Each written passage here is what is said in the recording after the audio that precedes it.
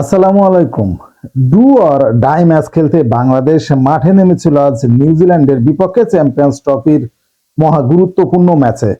অনেক প্রত্যাশা নিয়ে আসলে অপেক্ষা করছিলাম নিউজিল্যান্ডের বিপক্ষে বাংলাদেশ দল জিতবে, এমনটাই আশা করছিলাম। কিন্তু সেই আশার গুড়ে বালি ঢেলে দিল বাংলাদেশের প্লেয়াররা।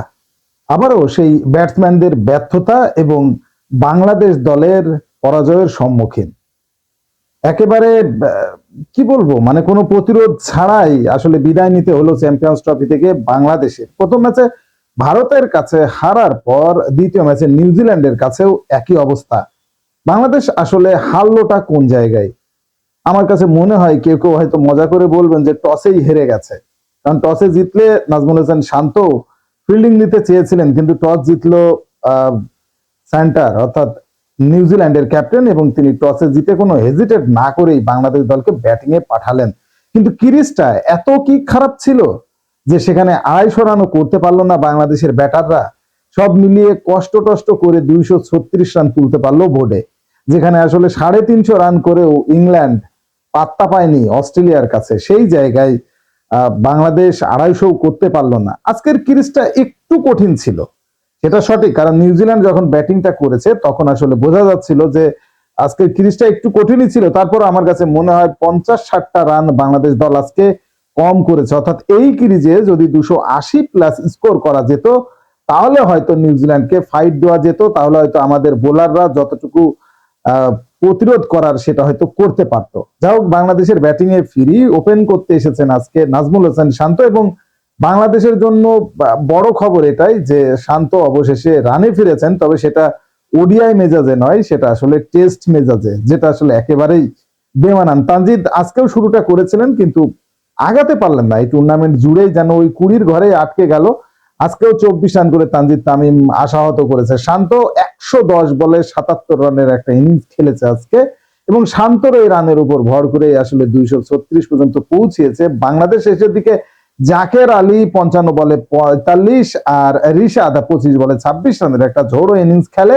এগুলোর উপর ভর করে 236 রান পর্যন্ত পৌঁছায় বাংলাদেশ দল, যেখানে আসলে একটা পর্যায়ে 97 রানে 3 উইকেট ছিল 20.3 ওভারে।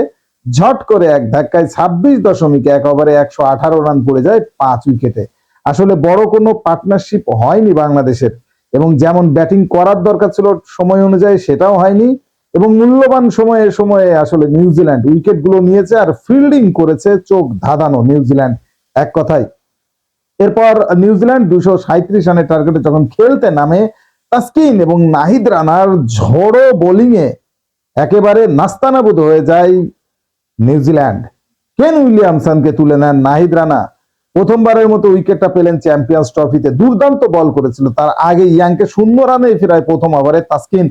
এটা সেটা বসছিলাম সেই সময়ে যে হয়তো আজকে কিছু হবে, আজকে কিছু হবে, কিন্তু আসলে পরবর্তীতে ফিল্ডারদেরই দোষ, কারণ তারা যেসব ললি ক্যাচ ছেড়েছে এই ক্যাচগুলো কোনোভাবেই আসলে আন্তর্জাতিক স্ট্যান্ডার্ডের একটা মানের খেলা, প্রায় বিশ্বকাপ সমপর্যায়ের একটা খেলা চ্যাম্পিয়ন্স ট্রফি, সেই জায়গাতে মিস করা সত্যি মানায় না। মাহমুদুল্লাহ রিয়াদও ক্যাচ ছাড়লেন, মেহেদী মিরাজও ছাড়লেন।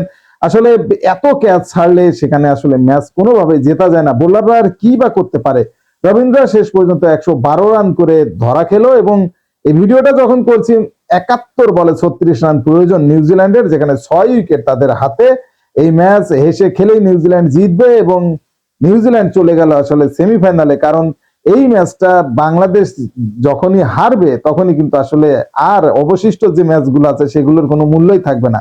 নিউজিল্যান্ড দুইটাতেই জিতলো, এবং ভারত দুইটাতেই জিতে তারা দুজনই আসলে সেমিফাইনালে চলে যাচ্ছে, এবং পাকিস্তান এবং নিউজিল্যান্ডের মধ্যে, পাকিস্তান এবং বাংলাদেশের বিদায় ঘন্টা আজকেই সরাসরি বেজে গেল।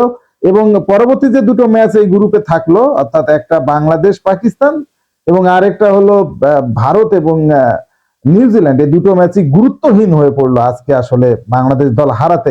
কোনোভাবে আসলে প্রত্যাশা করিনি, কারণ আজকের ম্যাচটা জেতা উচিতই ছিল এবং পর্যায়টা এমনটা ছিল, কিন্তু আসলে ভিত্তিটা অর্থাৎ ব্যাটাররা আবারও ব্যর্থ, এবং ব্যাটারদের ওই যে বললাম যে 40-50টা রান কমের খেসারত বাংলাদেশ দলকে দিতে হলো চ্যাম্পিয়ন্স ট্রফিতে নিউজিল্যান্ডের কাছে হেরে বিদায় নিয়ে। আসলে চ্যাম্পিয়ন্স ট্রফিতে কেমন দেখলেন বাংলাদেশের ব্যাটিং, আজকের খেলা সম্পর্কেও কমেন্টসে জানান। স্পোর্টসের সর্বশেষ আপডেট জানতে স্পোর্টস ফিভার চ্যানেলটি এক্ষুনি সাবস্ক্রাইব করে বেল আইকন বাজিয়ে দিন। ধন্যবাদ।